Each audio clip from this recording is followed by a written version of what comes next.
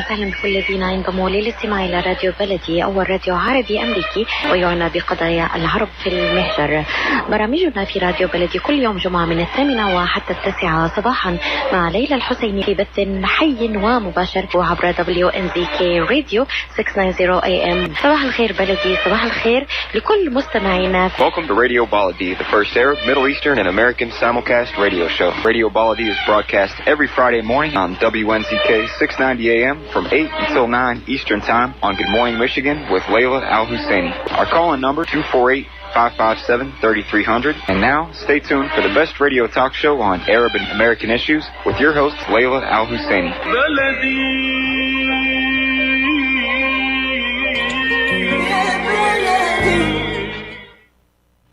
Good morning, and thank you for being with us. This is Khalil Hachem, editor via Michigan.com, the source of digital business news and information in the Arab American communities in Michigan. We provide real estate and mortgage news, support for small business, and recipes, and much more. Visit us at Michigan.com. Today is Friday, December 17th, 2021. I can't believe that the year is almost gone. It's a nice cool day. It's a happy Friday to everyone. We're expecting some snow here in Michigan over the weekend. Please be safe. This show is provided to you in cooperation between YamMichigan.com and US Arab Radio. We salute our leader of US Arab Radio, Layla Al-Husni, for the diligent work to keep this radio succeeding. The number here is 248-557-3300. Give us a call if you have any questions or comment.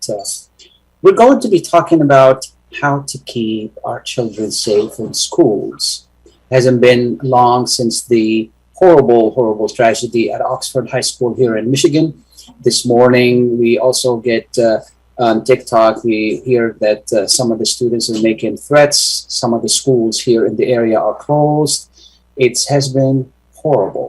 How can we keep our children safe? This is a topic that is on everybody's mind today and recently.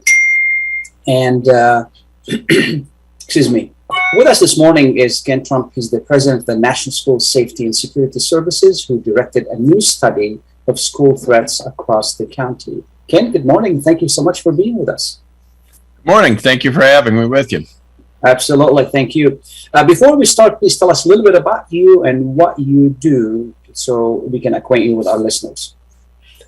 I've been in the school safety field for more than 30 years. We consult nationally with pre-K through 12 schools on school security assessments, reviewing and analyzing emergency plans, and working with schools on training and tabletop exercises. I also work on school safety litigation cases, civil litigation, including high-profile cases such as the Parkland, Sandy Hook, San Bernardino school shootings, as well as other assaults, sexual assaults, gang-related violence, and other crimes that occur in schools. Thank you for being with us. My son is 15 years old. He goes to high school. It weighs on my mind every day. How can we keep him safe? What do we need to do? What are we doing wrong? And what needs to be done? Well, I'm a parent also, and in the same age range, so I share your concerns. Even having worked in this field for more than 30 years across the country, dealing with some of the most serious cases, I think every day a parent sends their kids to school, they want to make sure that they come home a little bit smarter and definitely as safe as they dropped them off in the morning or they sent them out to school. So schools need to take a balanced approach. The good news is the vast majority of schools on a day-to-day basis are safe. The threats may be bullying, aggressive behavior, fights, conflicts, things that normally develop with teens, that are still important in making sure that kids have those things addressed so that they can focus on academics, the social, the emotional environment of schools, the activities that they're in. But we also have to prepare on a broader continuum, all the way up to weather, natural disasters, to a school shooting, to potentially even more organized attack on a school. And we want to make sure that schools have prevention measures in place to prevent incidents, to deal with behavioral issues, but also emergency response plans. And with the threats that we're seeing today, as you mentioned, the TikTok threats, I've been on calls about those the last few days, back to back across the nation. It sends a great deal of anxiety within school communities when you hear these threats, even though that particular threat was originated in Arizona and turned out not to be credible. The spin-off concerns leave everyone worried. Schools need to have threat assessment teams, training, and protocols in place.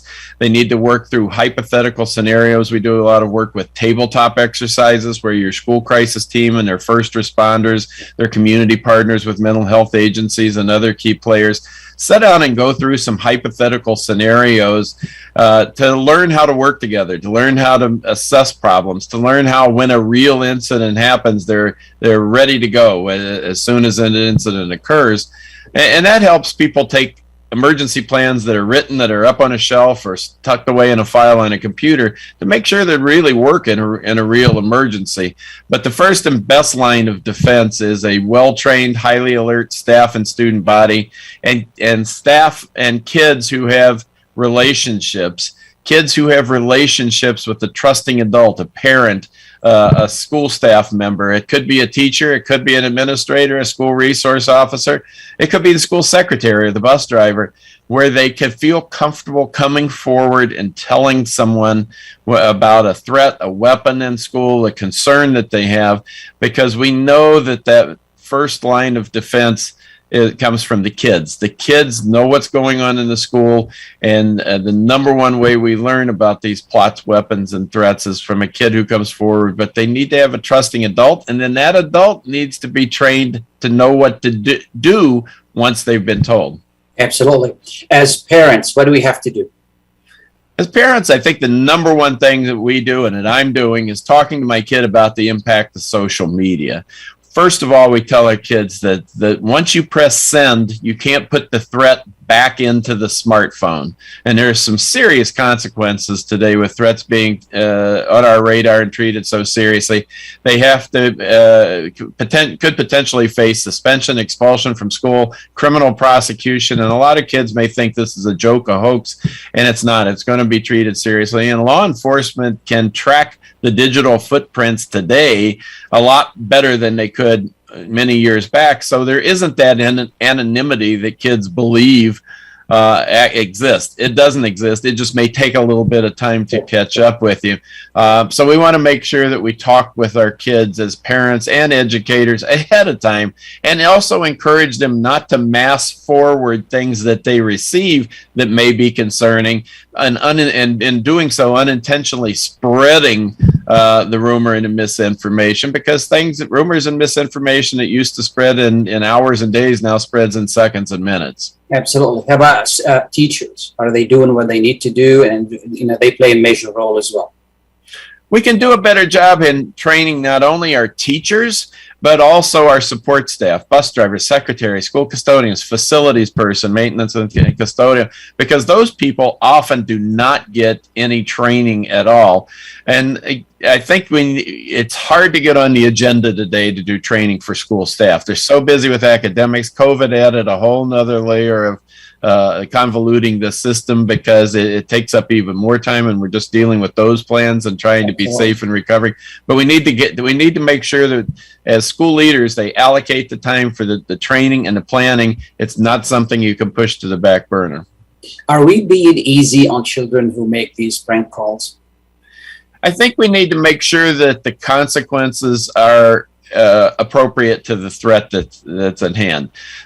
Kids are going to make mistakes. That's not an excuse not to have consequences. We just want to make sure those consequences are appropriate. Generally, we know that the greater the detail and specificity of the threats, and the more evidence you have that there was planning and action taken to carry out that threat, the greater the severity, and in turn, the greater the consequences. Well, the vast majority of kids who are mistakenly looking at this as a hoax or a joke, do they still need consequences? Yes, they need it. But those consequences, more likely than not, are going to look differently than those where you see there's been some very serious steps taken to carry out the threat. Absolutely. There has been calls that, teachers, staff, or some people should have weapons. I don't know. As a parent, I don't feel easy, and I don't like the fact that the teacher is sporting a gun in class. I'm with you totally on that call. I believe that if you want an armed presence on campus, you get a trained, commissioned, certified law enforcement officer, a school resource officer who's specially trained to deal with kids. Not just any police officer may be the best fit for that, but who wants to work with kids, who's specially trained to work in a school-related setting. That's the armed presence I want. I believe that it's a high-risk, high-liability proposition to armed civilian school staff. Their jobs, the careers they've taken on, are to educate, to provide support services for kids, but not to be a quasi-police department. And school administrators aren't trained to run a quasi-police department. Absolutely. From your studies and from your investigations, how ready are schools in this country, and how much training do we need? The good news is schools are much better prepared than they were decades ago, particularly when we had the Columbine attack. The challenge is we have a whole new generation of school administrators coming along with school students and teachers. I mean, when we do training, I have an audience of school administrators, teachers, and support staff who were children, who were in a way they were high school kids, they were college students at the time of Columbine, and those lessons that were learned and trained then have not been retrained, because in recent years, past 5 to 10 years, there's been such a focus on improving test scores, understandably so, but that's taken up the professional development, the training agenda time, and school safety's fallen to the back burner. People will say, here's your plan, we have a plan, read these, and then move on in a faculty meeting, rather than dedicating a half a day's training to actually do training tabletops and work through security and emergency preparedness planning. So good news is we're better off than we were decades ago. Bad news is we still have some challenges and way to go in training, and we're also dealing with human behavior. And it's good that we're much better in detecting and preventing incidents like these, things that most of people will never hear about. The bad news is we're dealing with human behavior, and it's going to slip through the cracks. There'll still be an incident where something happens. I do expert witness work on these civil litigation cases, and what we know is that the facts and merits of every case vary, but the common thread is they involve allegations of failures of people, policies, procedures, and training, not failures of security hardware and products. And everyone wants to just throw up a metal detector or a camera after a high-profile incident, but they're not taking time dealing with the human factors, the preventative end, and the training that needs to be done. Absolutely. And if I hear you well, this requires quite a bit of coordination. I really want to thank you for taking the time to be with us. Final thoughts, and how can people reach you? You can reach us at schoolsecurity.org or facebook.com/schoolsafety. Thank you very much. Glad to be with you anytime. Anyone's welcome to reach out to me. Absolutely. Thank you so much. We're going to take a short break. Please stay tuned. Ziyad brand. Quality products from our family to yours.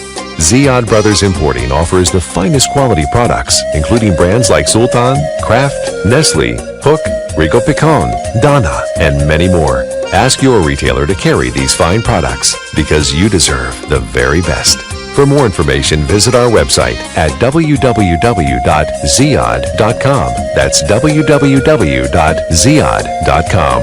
Ziyad, quality products from our family to yours. What's my ETA? Your estimated time of arrival is 9:17. I'm late. I'll have to punch it. Speeding will save you just 1 minute and 36 seconds.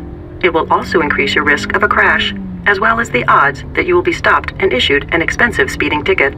Yeah, but... In 1 year, there were 22,000 speeding-related crashes in Michigan, resulting in 200 deaths.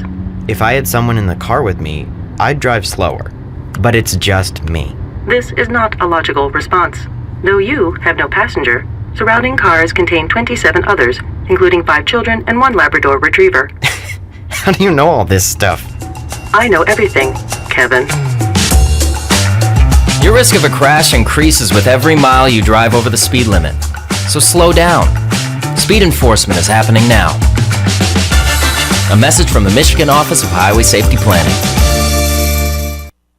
When you're looking for the best in optical care, Dr. Imad Nakash is your doctor to see. With years of experience and thousands of successful procedures performed, you can trust your eyes to Dr. Imad Nakash. See Dr. Imad Nakash and his professional staff for your eye care needs. There's 2 locations to serve you. In Hazel Park, call 248-336-3937. 248-336-3937. In Rochester Hills, call 248-299-3937. That's 248-299-3937. Enjoy the first Syrian-style cuisine in Michigan. At Damas Cuisine and Catering, you'll find a wide selection of Syrian foods and sweets in our menu, like frikeh, hoisin, grape leaves with steak, mashawi platter, hot mahashi, char-grilled kebab, shawarma, and much more. Get super fast delivery from Damas Cuisine and Catering right to your door. Order online at damascuisine.com/menu and track your order live. Damas Cuisine and Catering, 28841 Orchard Lake Road in Farmington Hills. Call 248-987-4985. Welcome back, and thank you for being with us. This is Khalil Hachem with Michigan.com with the Sarah Radio. We really appreciate your being with us. We're talking about school safety, and I remember when there was a time if we missed a class or we've done something small, we got reprimanded, and it was the talk of the town. And today somebody brings a gun to school and shoots a bunch of people, and then it becomes just an item on the news, and it has happened many, many times. We're struggling to see how we can keep our children safe. What happened? What is going on with our society? What's going on with our schools? With us this morning is Dr. Scott Uphold. He's a professor of psychology at the College of Psychology and the director of Suicide and Violence Prevention Office at NSU Florida in Fort Lauderdale. He is internationally known, recognized expert in school violence and school psychology, and the former president of the National Association of School Psychologists. Dr. Poland, good morning. Thank you so much for being with us. You're very welcome. I appreciate it. What's going on, Dr. Poland? Is it us? Is it our children? Is it, all these copycats and just unbelievable? Well, you've raised a great question. I did my first congressional testimony on this in 1999.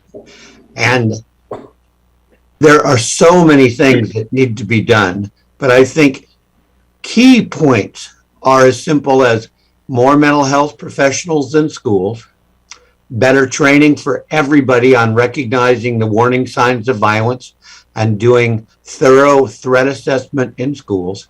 I also believe that parents, adults in the community, those that have a right to own a gun, must take responsibility to secure those guns from troubled young people. And then we'd also have to say, what's the motivation of a school shooter? It's primarily 2 things. One, it's glory, and unfortunately the media gives them that glory. Or number 2, it's getting even, as they believe they've been treated very unjustly.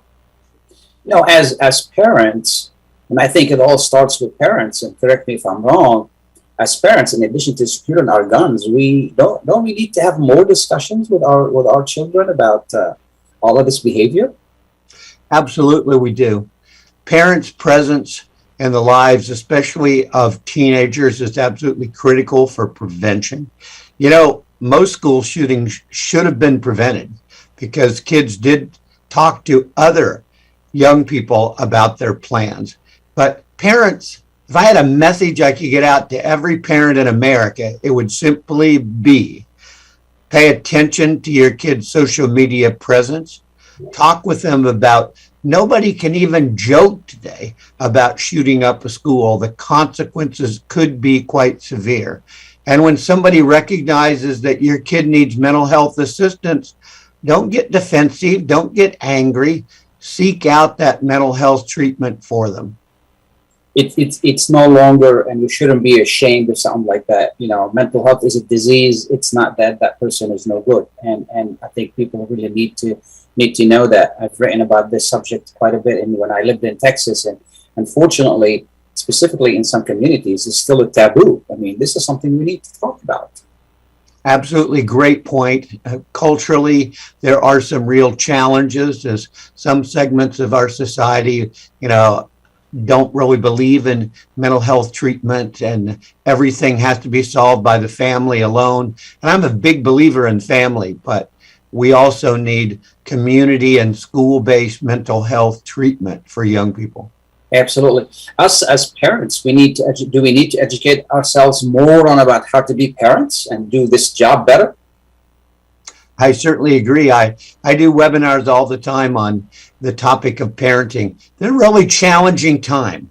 You and I could spend a long time talking about the divisiveness of America, the pandemic, school shootings. There's lots of things to be upset about, and we all need to learn coping strategies, and we need to talk about mental health. Absolutely, absolutely. Are schools doing enough to not necessarily spy on students, but to really be engaged, to really know what's going on and take actions? I'm actually a really big fan of educators. I worked full-time in schools for 26 years. I do believe that schools need more resources, and those resources really need to be things like smaller classes so teachers can really develop a relationship with every student, more school counselors, social workers, more school psychologists. And it's like every kid needs a go-to trusted adult at school to go to if somebody is threatening suicide or homicide. Absolutely. It also sounds like there needs to be more coordination between faith-based and community organizations and schools. It's no longer this issue, a school problem or an authority problem, such as police departments and so forth and so on. You're very correct. This is a national problem, and it needs to be approached from multiple avenues to be able to reduce the number of school shootings in our country in the future. It seems the trend seems to be when there's a problem like this, we throw some money at it, we hope it goes away. This is not going to work like that. Something's going to take a lot more coordination and work together from everyone. Absolutely. It's going to take hard work. It's going to take the community. It's going to take state legislature. It's going to take national initiatives. Also, frankly, it's going to take the media not glorifying the school shooter. I wish the stories were all about the victims and the survivors and the help that they are going to need over the long haul. I'm sorry to tell you, having responded now to 16 different school shootings, youth suicides often increase after a school shooting. Absolutely, and that's going to be my next question, which is the aftermath. How long does it take to repair the psyche of these students, and then to gain back that confidence as a parent? I'm not really that confident when my son goes to school every day that nothing is going to is not going to happen there. Schools need to have meetings for parents and really be very transparent about all the things they're doing for safety as well as to support students. I'm actually dismayed that school, as I understand it, is not resumed in Oxford, Michigan. Schools only need to be closed long enough for the police investigation and to support the adults, the staff, parent meeting, training for staff.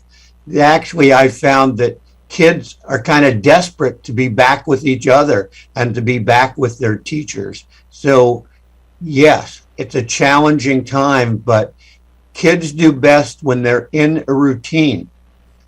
And I also believe primarily school safety is an inside job.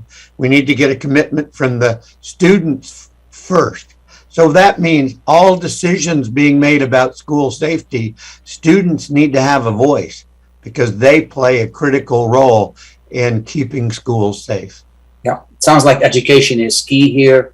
And I hope that, schools will do more to educate not only the students, but the parents on how to recognize these issues and report them to the, and today it's very easy. All you have to do is just put a webinar and ask, parents to watch it. I hope that they do. but ask them to watch it and learn from that. Technology has made it very easy to do that. Those are great points. Yeah, absolutely. Any final thoughts, Dr. Paul? Well, my thoughts and prayers are with the Oxford community, but it's really very important all around the country for schools to get input from staff, parents, and students and figure out what do we need to do in our schools to make it safer, while in our families and in our state and national legislation, we focus on just some common sense things that will increase responsibility for gun owners, so that if a kid didn't have access to a gun, they wouldn't be able to take it to school and shoot anyone. And that's really the one thing that's been missing. And I called for that 25 years ago in my congressional testimony. Secure guns, keep them out of the hands of kids. It seems like it should be simple. It seems like it should be something that everybody on both sides of the gun debate could get behind. It seems like charging parents would hopefully be a deterrent in the future and get all parents to pay attention. Absolutely. Dr. Poland, we have a caller. Good morning, Jerry. Good morning to you, Mr. Khalil Hachem, and thank you for taking my call. Absolutely. Very quickly, we're out of time. Go ahead, please. Yes. Mr. Khalil Hachem, my question to the doctor. Good morning, doctor. Doctor, what I try to focus on a lawsuit among some lawyers in the area against the Oxford School District. Don't you think, doctor, at this time we have to find a solution not to hurt the community more? And what Jeffrey Feiger, the lawyer, with a $100 or $200 million lawsuit against the school district, does not solve the problem. Thank you, Jerry. Okay, Dr. Poland. Thank you, Khalil. Absolutely. What do you think of these lawsuits against school districts? They're hefty $100 million lawsuits. I'm really sorry to hear about those. I think the issue is really better training for school personnel, more mental health professionals, and then hopefully these incidents won't continue and we won't need to be talking about lawsuits. Thank you so much. I appreciate your time, Dr. Poland. Thank you so much for being with us. You're very welcome. Excellent. We're going to take a short break. We'll be right back. Please stay tuned. Are your hands feeling numb? Do you feel pain opening up a jar, turning a key? Are you noticing that your elbow and your shoulder are becoming stiff? Or were you recently injured in your arm? Hello, I'm Dr. Al-Majid Katranji, and at the Katranji Hand Center, which just recently opened down the street from the Somerset Mall, we can provide you with the latest in hand, wrist, elbow, and shoulder care. Visit us at www.katranjihandcenter.com to learn the latest techniques that we have to offer you, and I look forward to taking care of you. Visit us in Troy at 1565 West Big Beaver Road, Building F, or call Katranji Hand Center for an appointment at 248-869-4263. That's 248-869-4263. Kashat's Mediterranean Market in Shish Kebab offers a great array of your favorite Mediterranean meals. Meals range from lamb specialties, shawarma sandwiches, and seafood dinners. Plus, they offer big trays of your favorite food and so much more. Kashat's Mediterranean Market in Shish Kebab is located at 32839 Northwestern Highway in Farmington Hills and is open from 9 a.m. to 9 p.m. So stop in or call Kashat's today at 248-538-9552. That number again, 248-538-9552. Kashat's Mediterranean Market in Shish Kebab will definitely leave you satisfied. At Top Rehab Physical Therapy Clinic in Dearborn, we provide effective physical therapy sessions in order to limit pain and discomfort. Top Rehab provides physical therapy care for any diagnosis prescribed by a physician, and we regularly see and treat conditions such as stroke, TMJ, fibromyalgia, sciatica, joint pain, and more. We use a variety of pain management methods, including modalities, soft tissue mobilization, and therapeutic exercise. If you're in need of physical rehabilitation or physical therapy, get the highest quality health care at Top Rehab. Most insurance is accepted, and we're open Monday, Wednesday, and Friday 8 to 6, Tuesday and Thursday 8 to 5, and Saturday 10 till 2. Call for an appointment today at 313-846-0555. That's 313-846-0555. Choose Top Rehab Physical Therapy Clinic on Michigan Avenue in Dearborn. Life's too short to be in pain. Welcome back, and thank you for being with us. This is Khalil Hachem with Michigan.com. I want to thank Kenneth Trump and Dr. Scott Poland for being with us this morning, and they raised very important issues. These are issues that could help us through this problem that we're having, security at schools. When we send, as Dr. Poland said, when we send our children to school, we want them to come back smarter and safe. And unfortunately for some people, this is kind of too late, because they did lose their precious children, and our hearts go out to them, our prayers go out to them. There's nothing worse than parents burying their children. It's not supposed to be like that. Well, but these things happen, and it is a problem. It is a problem nationwide, and the bigger issue is this copycat thing. Today we have a bunch of schools closed because of the threat. It's just unbelievable, and I think as parents we need to be doing more. We need to be doing a lot more to make sure that we know what our children are doing, and that their children are brought up correctly so they don't do something like that. As I mentioned before, I remember that when I went to school at that age, skipping class was a huge issue, just like I committed a big sin. Today, people take guns to school. They just don't even attend school. It's just unbelievable. And I hope that this is going to change, and more work is going to be needed to really change this situation. We are,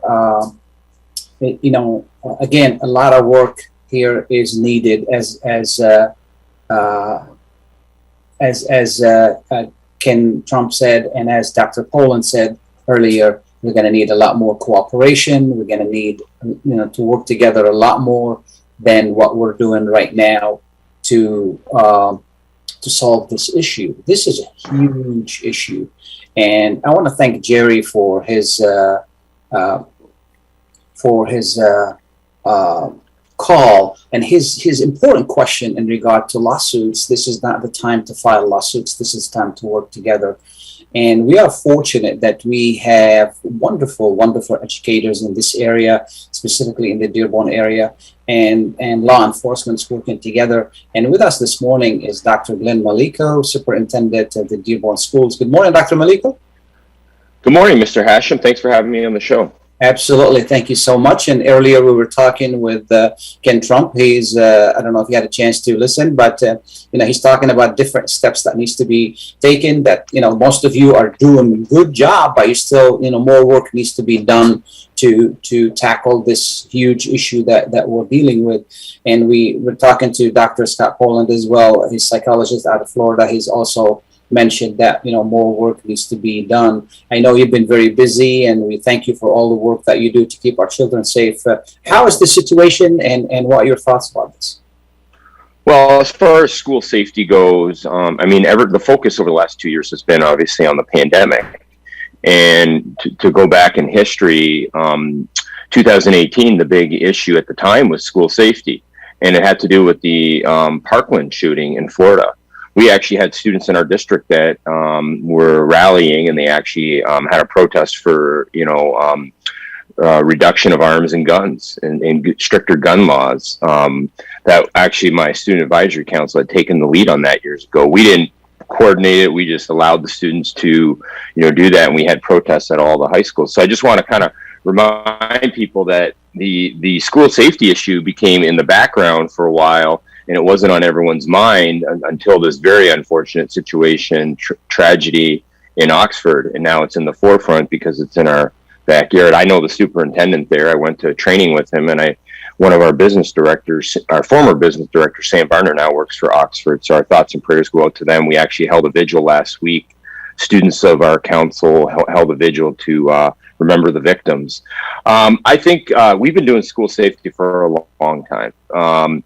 Tactics have changed. And I can go back to Columbine. I was a teacher at the time, and there was no such thing as a lockdown.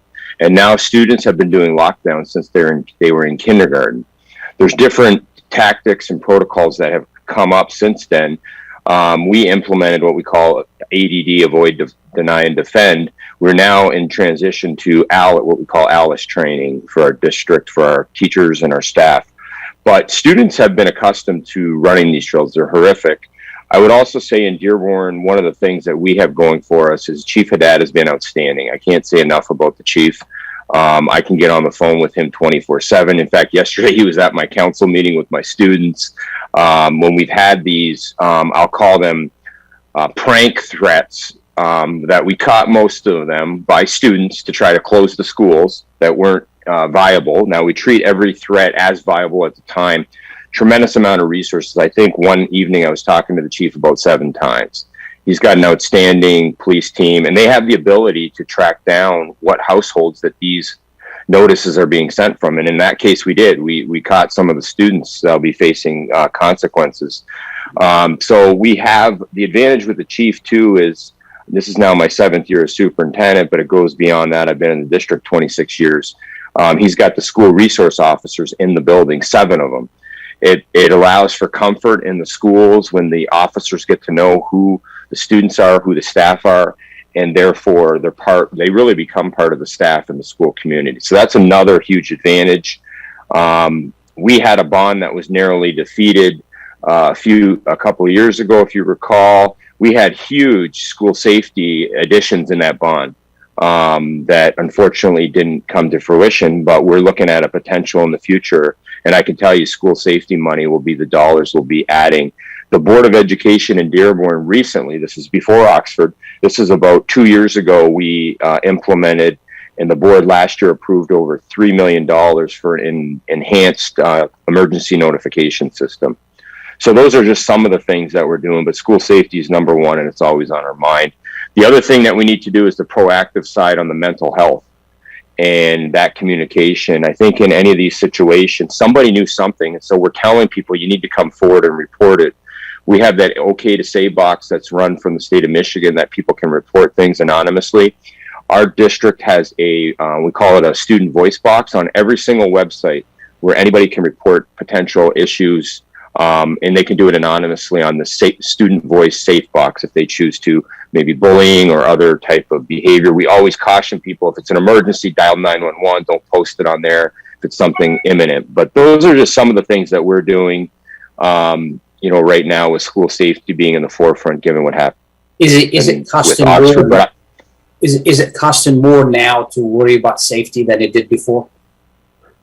Or to prepare for, Not from my perspective, because to be honest, Oxford brought more attention to it, but it was always in the budget for me. It hasn't changed. And again, it became a bigger issue for me after the Parkland shooting 4 years ago. And the chief and I had worked on, and thankful to the city, we have an interagency agreement where we share information with the city. So in an emergency situation, we can have first responders come in and have actually access to our camera footage during an actual emergency, which we know in some cases of these shootings that are unfortunate, they happen so quickly and they don't know where the intruder is. Now, these are the reactive things. So, we're doing both proactive and reactive. But I want to have any tool I can to protect our students. I mean, that's the bottom line. I will say, Mr. Hachem, we are going to be looking to add additional budget, but it's always been in my budget. So to me, it's not going to be a huge amount more. Like I said, in that bond, we may add some additional things as the technology has changed. People have mentioned about, metal detectors and things. Well, we can have a conversation on that, but that's a huge change in the schools. If that's what we wanted to do, it would be a huge cost, and it would be a change that would occur for the school community. There hadn't been any interest from the school community up until this point. Now I'm hearing a little bit. So we can entertain those conversations. As we know, gun shootings across the nation have been multiplying in numbers. So, are we being easy on students who make prank calls? Absolutely not. Now, this is the United States of America, and every child has the right to due process, just like any individual. So we don't, we hear of something and we don't know the detail, and we just, someone has the right to go in front of, whether it's law enforcement. I have no control over what law enforcement does. So the prosecutor, I'm not the prosecutor. I can recommend, but I have no control. What I have control over is our student discipline protocol within the school district. The highest level of discipline that we can implement is a board expulsion hearing. I can tell you there's one scheduled, okay, for these kind of incidents. There may be more. So we're taking these very seriously, but everyone has the right to due process, and every circumstance is a little different. And so, those that may have deliberately put a prank out to try to shut down the school, they'll be dealt with swiftly, in a fair manner, but in a prudent manner to protect our students and to let them know. I mean, they took every night, the 1 week after Oxford, starting Thursday, when we had a threat against one of the schools, I was pretty much on the phone with law enforcement till midnight and then up at 5. That's what our team was doing. We were constantly, John Leach, our communication, the amount of resources that went into this between the police and the school district. But I'm not as worried about the resources, but I'm more worried about the anxiety it created for parents and students that didn't want to come to school. One of our high schools only had 500 students the next day after one of these incidents. I do want to tell the public, though, when we say it's safe to open the schools, we mean it. I mean, we've looked into these, we've tracked down where these issues occurred, and we've made these determinations that they're not a viable threat.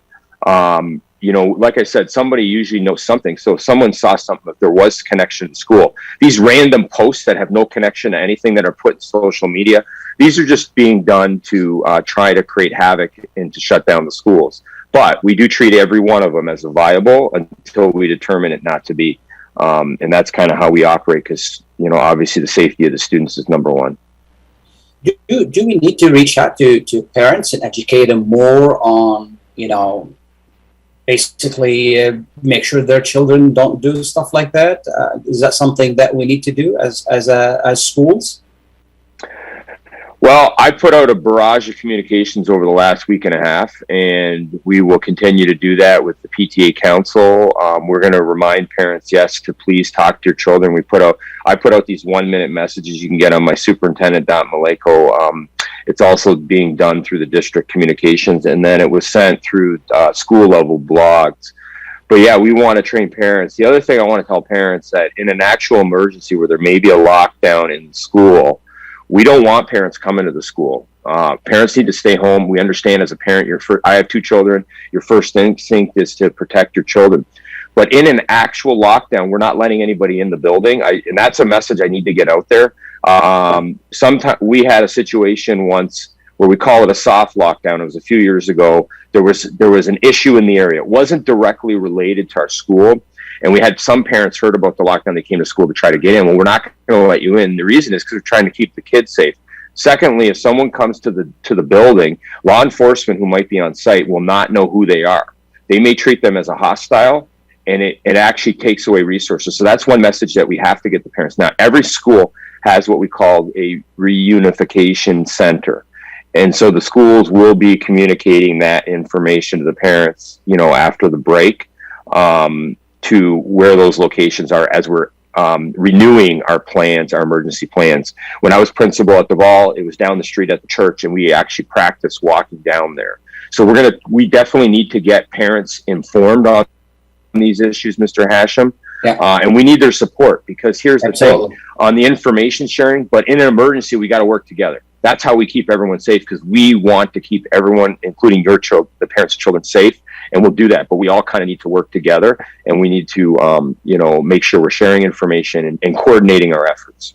Absolutely. When these calls, started going on, I brought my son, who's 15, attending Dearborn High, and I sat him down and I said, listen, don't talk about this, don't do this, don't joke about this, don't do any of that. This is not a joking matter. You can't even mention any of that to anybody. You can't text about it. You can't do any of that. And I mentioned to him the severity, for his future if something like this happened.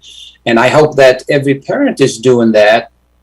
Do we need to remind parents to do that? I mean, we can't assume that every parent has the time or the know-how to do that.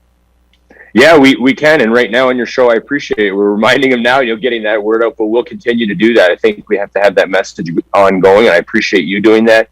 The other thing is, if someone gets a threat, and I've talked to the chief about this, do not repost it. Do not send it to friends. Do not send it anywhere. It actually creates a bigger problem for us to try to keep the school safe and to determine it. Absolutely. So if you get a message, send it to me, send it to the principal, send it to the police.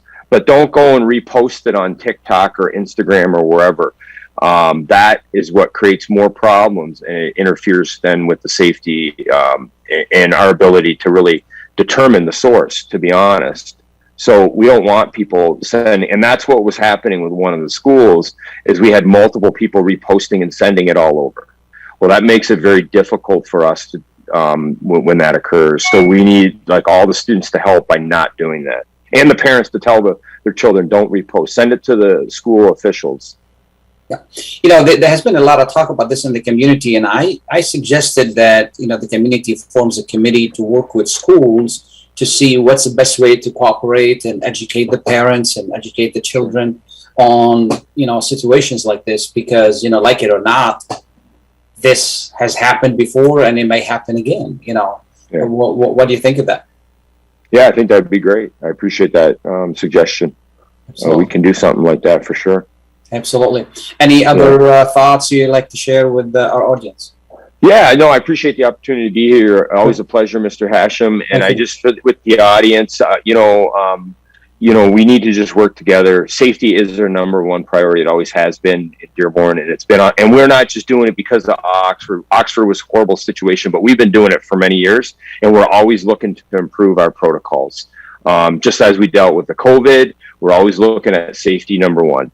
The last thing I'll say is I think everyone deserves a nice little holiday break.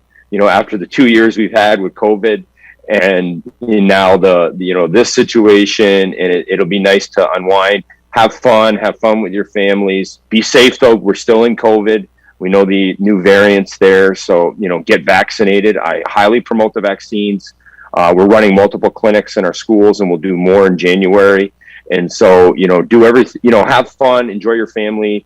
But be safe over the holidays and be responsible. So I wish everyone, all the best for a wonderful holiday season. Thank you so much. Really appreciate all you do. Thank you. Okay. Thank you, Mr. Hachem. Absolutely. My pleasure. We're going to take a short break. Please stay tuned. Get ready for an amazing experience at Ishtar Restaurant on 15 Mile Road in Sterling Heights. Enjoy excellent hospitality from owners Ali Al-Baghdadi and Fatty Bonham, serving the best in Mediterranean food. Try Chef Ali Al-Baghdadi's famous shawarma, the best Iraqi grills and food, and the best Arabic and international dishes. Dine in our authentic atmosphere or take out. Call 586-698-2585 or check us out on Facebook. Ishtar Restaurant practices all CDC guidelines and is open every day 11 a.m. to 10 p.m. Have an amazing experience today at Ishtar Restaurant, 3625 15 Mile Road, Sterling Heights. When it comes to reproductive medicine, IVF Michigan Fertility Centers are the recognized leaders. With locations in Bloomfield Hills and 5 other cities in Michigan and Ohio, IVF has experts in all aspects of the field. As a founding member of IVF Michigan Fertility Centers, Dr. Nicholas Shama is one of the leading reproductive endocrinologists in Michigan and Ohio. Dr. Shama has performed over 10,000 IVF cases and has helped thousands of couples fulfill their dreams of parenthood. American board certified in both obstetrics obstetrics and gynecology and reproductive endocrinology and infertility, Dr. Nicholas Shama is a very caring, compassionate, expert physician that understands not only the medical but also the emotional toil of infertility on his patients. When it's time, get personalized care from Dr. Nicholas Shama at IVF Michigan Fertility Centers in Michigan and Ohio. Call toll-free 855-952-9600, 855-952-9600.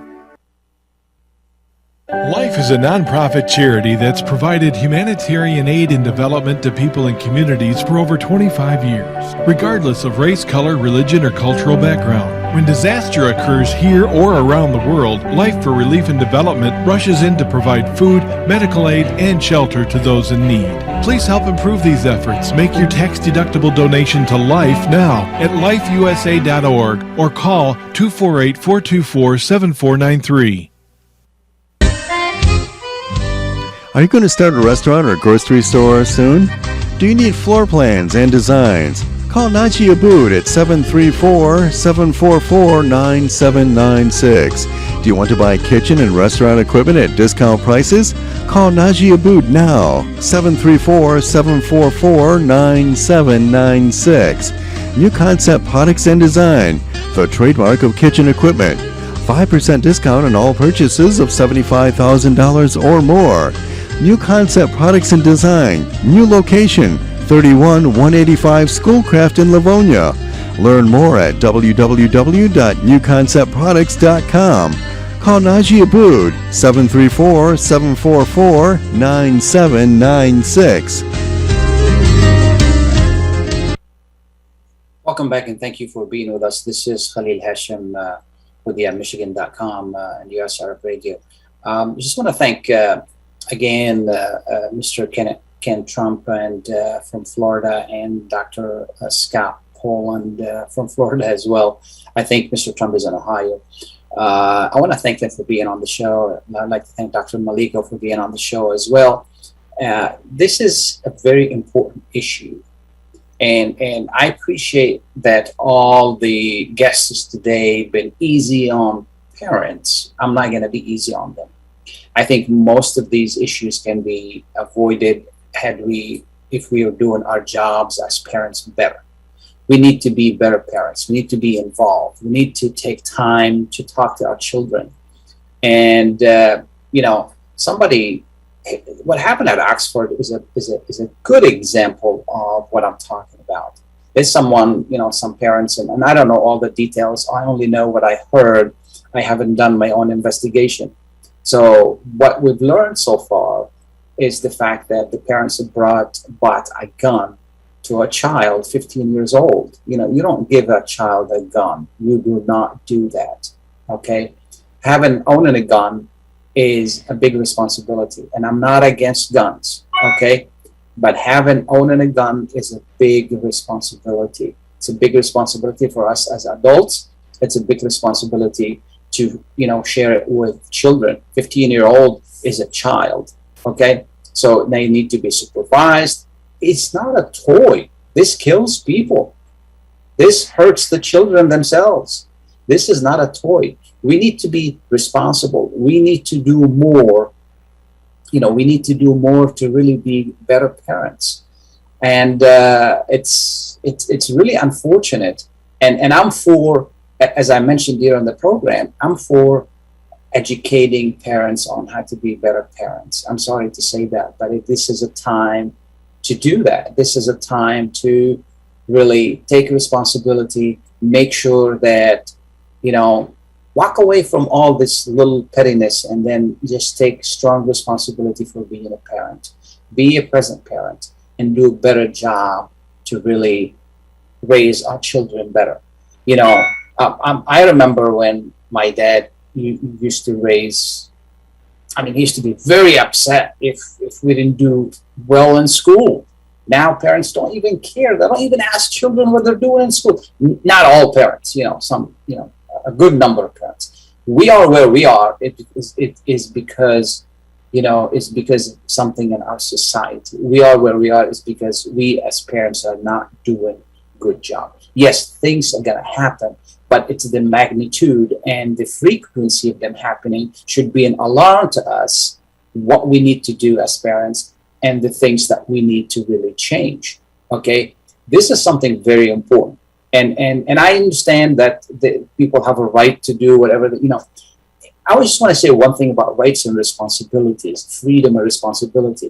We live in a free society, and I love that about America. Okay, and this is why I became an American by choice, and this is why I wanted to become an American, because of the freedom. But if freedom alone is not, freedom is not absolute. Freedom carries responsibility, and if we don't use freedom correctly, this is not. It's counterproductive. Okay, responsibility is very important. I'm free to stand on my porch and yell obscenities at all my neighbors. Okay, I'm free to do that. But does that make a good neighborhood? No, it does not. Okay, so does not create a good society. So freedom has limits. Freedom carries responsibilities. We don't want to forget that. Okay, being a parent is a huge responsibility. We want to make sure that we want to carry it to the fullest. This is something very, very important. I want to just, for the last 2 minutes, I want to change topics and wish you wonderful, wonderful holidays, safe holidays. The numbers of corona are really up, so be careful. Practice social distancing, wear masks, and if you're not vaccinated, talk to your doctor. I'm not going to tell you to get vaccinated. I'm just going to tell you talk to your doctor, because they know better. If your car breaks down, you go to the mechanic because he knows better. For your body, talk to your doctor. Don't make this huge decision on your own, or because you heard something on you read something on Facebook, or you heard it in a post that somebody sent it to you. No, talk to your doctor. Your doctor knows best. So it's very important to do that. Protect yourself. Protect your neighbors. Protect your friends. It's something very, very, very important. And it's your health, and it's everybody else's around you. This is something very important. And the last thing I want to say also is the housing market is sizzling, and next year we expect the interest rate to go up. So if you're thinking about buying, this is the best time to buy. You can borrow more. Prices have stabilized a little bit, so this is a great time to buy. You need help with buying and selling, give me a call, 313-819-0101, 313-819-0101. Have a wonderful weekend and wonderful holidays. Thank you, Mike, for a great production. Thank you, everyone. Thank you, Adil, for your help earlier. And thank you, Layla, for the opportunity to be on the show. Thank you so much. Have a wonderful weekend.